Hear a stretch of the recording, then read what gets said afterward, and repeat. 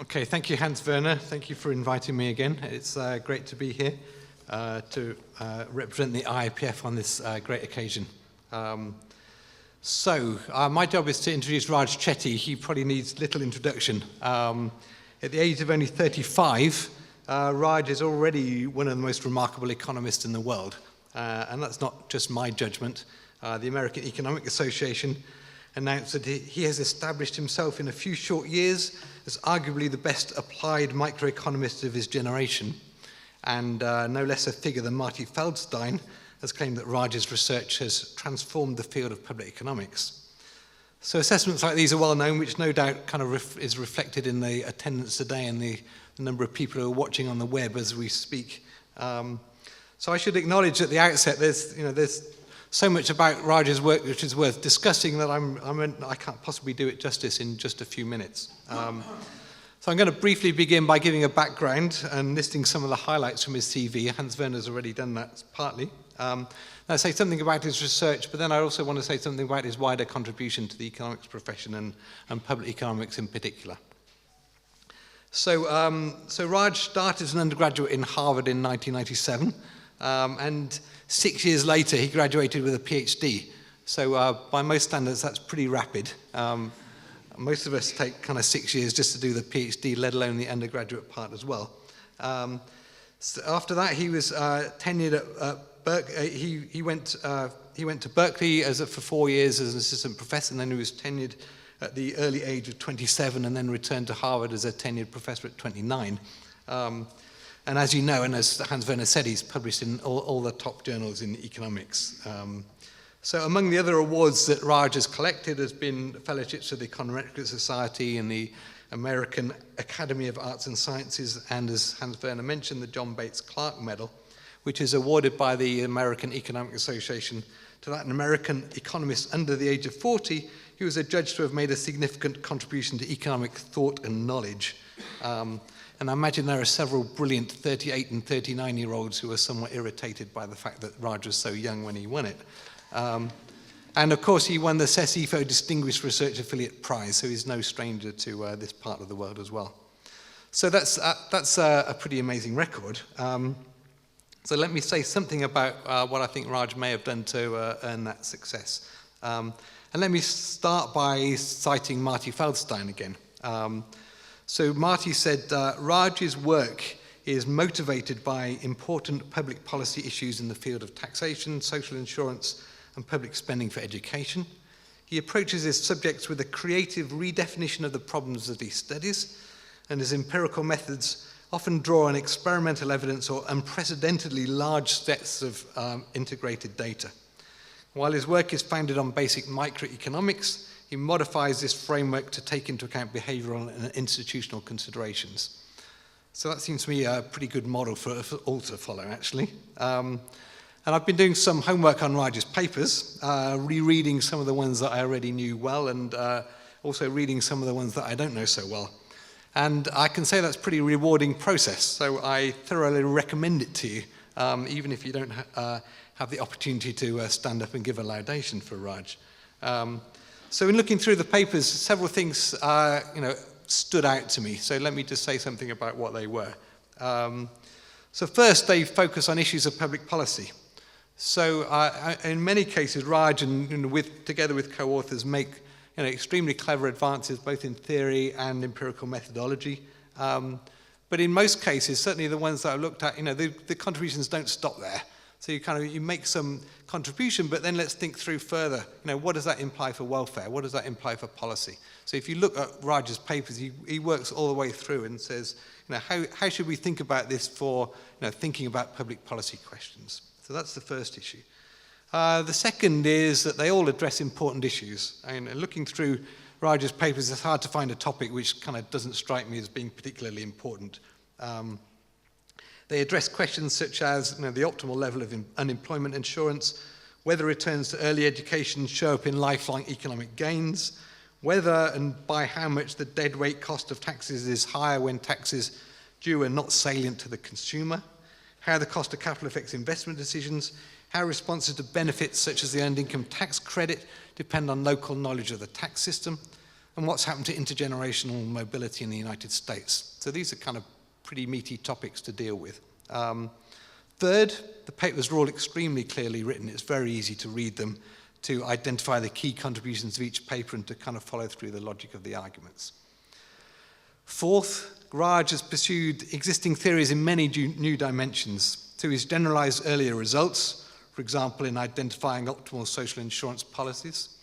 He's pushed harder to identify when existing results may or may not hold. For example, identifying the conditions under which the elasticity of taxable income can or cannot be used as a sufficient statistic for measuring welfare. He's introduced new ideas to explain empirical results, such as the role of principal agent issues in determining the response of dividend payments to changes in tax rates. And the main topic of the lecture today, he's introduced ideas from behavioral economics, such as how frictions affect the behavioral responses at the micro and the macro level, and how the salience of taxes affect individual behavior. But fifth, and perhaps most strikingly, has been Raj's empirical work. And that has several dimensions, but to begin with, let me tell you about some of the astonishing data sets that he's put together.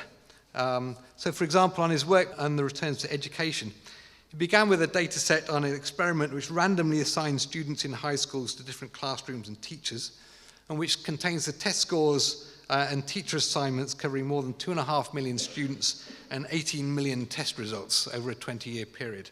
So that's a pretty good start. Then he took that data and he merged that with income tax data. So the income tax data contained information about the parents' characteristics, including parental income, and also contained data on the income of the students themselves, as subsequent to their high school career, up to the age of 27, I think. So, that's a pretty phenomenal data set to have to work with. In his work on the earned income tax credit, together with his co-authors, he put together a data set on the population of all individuals who filed for the EITC in a 14-year period up to 2009. So those are both based on an administrative data, but in other work, he's actually effectively created his own data. He undertook a large-scale real-world experiment in the US. So in the US, kind of prices are usually advertised net of sales taxes, but he and his co-authors persuaded a grocery store to randomly assign some products to have the gross price there rather than the net price, and then collected scanner data on how that affected individual consumer behavior, whether they bought those products or other products, both in that store and in other stores. So the search for and the careful collection of such greater data sets is matched by the ingenuity and care with which they were used. So I think Raj is clearly pioneered the use of quasi-experimental approaches to seriously think about the identification of causal effects in empirical work. So as I suggested, some of his research is based on randomized controlled trials, but that's, as we know, that's not always possible in economic data. And Raj has also followed many other routes to provide compelling evidence of the causal effects of policies. So I realize that in giving this brief overview, I've said kind of very little about any specific papers, and I apologize for that, but I hope I've given you a flavor for the kind of work which Raj has done. But before I finish, I wanted to say something about Raj's broader contribution. So among other things, Raj has been editor of the Journal of Public Economics since 2009. He's been the director of the MBR Public Economics program since 2009.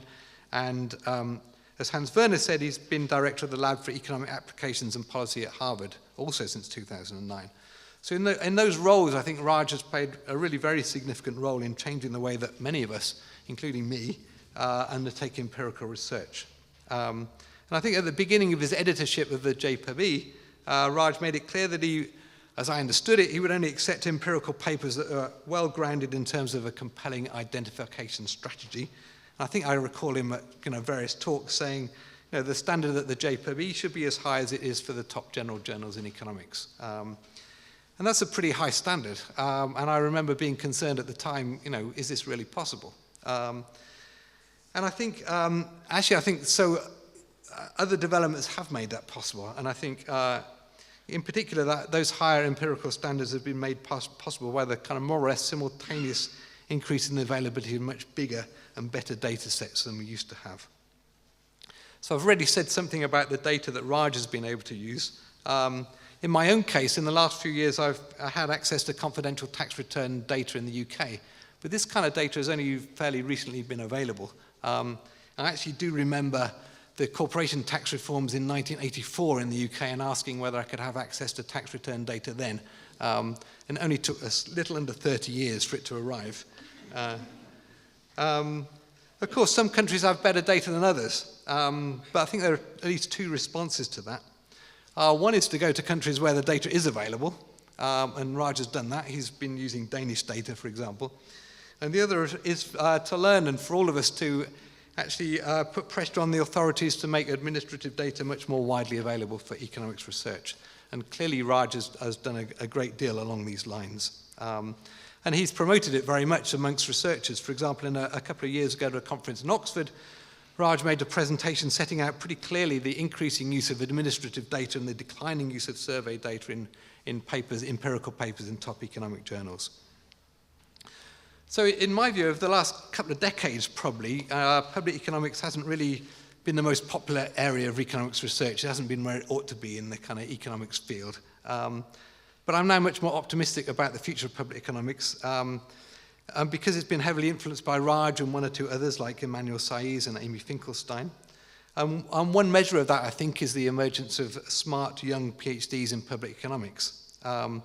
I think it's worth pointing out that Raj has actually successfully supervised no fewer than 27 PhD students, many of whom are already working in top-ranked economics departments at Chicago, the LSE, Princeton, Boston University, Stockholm, Berkeley, Michigan, Toronto, and many other universities. In fact, I have tried to hire some of them myself, but so far without success. So this is a tremendous and kind of single-handed contribution to the infusion of new blood and new ideas in public economics.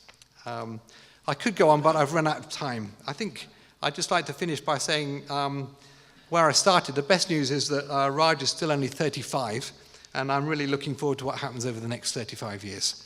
Thank you.